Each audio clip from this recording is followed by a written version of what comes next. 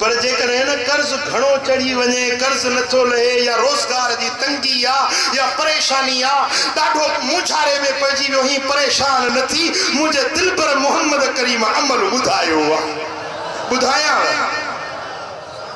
कर्ज लाहण जो वजीफो बुधाया कर्ज लाहण जो वजीफो बुधाया जे रोजी में तंगी थी, जे परेशान हाल ही, जेकरे तुझे कारोबार में परेशानी मुझे दिल पर मोहम्मद करीम ते रोजानो 313 भेरा दुरूद पढ़, रब तुझा कर्ज भी लाहे छड़ींदो, दर्द भी लाहे छड़ींदो। सौदो सस्तो आया महांगो ओ मुझा पिरी प्यारा, मुझे दिल पर नबी ते दुरूद पढ़, तुझा कर्ज लही वींदा, जे घर में बीमारी तो बीमारी लही वींदी, जे परेशानी तो परेशानी हटी वींदी, मुझे दिल पर नबी जे मथा जेको दुरूद पढ़ंदो खुदा जी ज़ात जो कसम अल्लाह जे रहमत जो सायो ने मानू जे मथा हुंदो साईं फरमाइन था क़यामत जे दिहाड़े में मुखे वेझा वेझा करीब करीब उहे हुंदा जेके मुते घणो दुरूद पढ़ण वारा।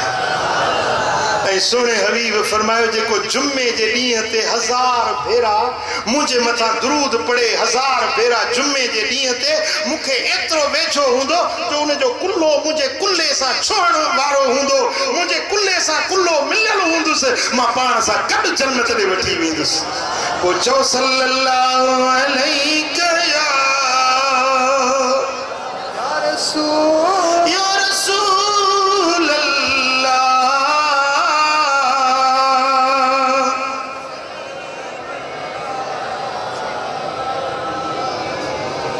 सल्लल्लाहु अलैका या रसूल अल्लाह।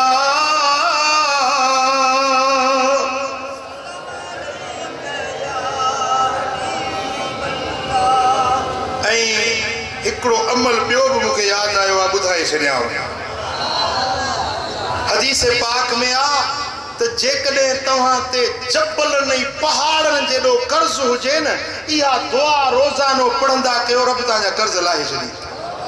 केड़ी दुआ है? अल्लाहुम्मा चओ अल्लाहुम्मा अक्फिनी बिहलालिक अन हरामिक व अग्निनी बिफदलिक अम्मन सिवाक।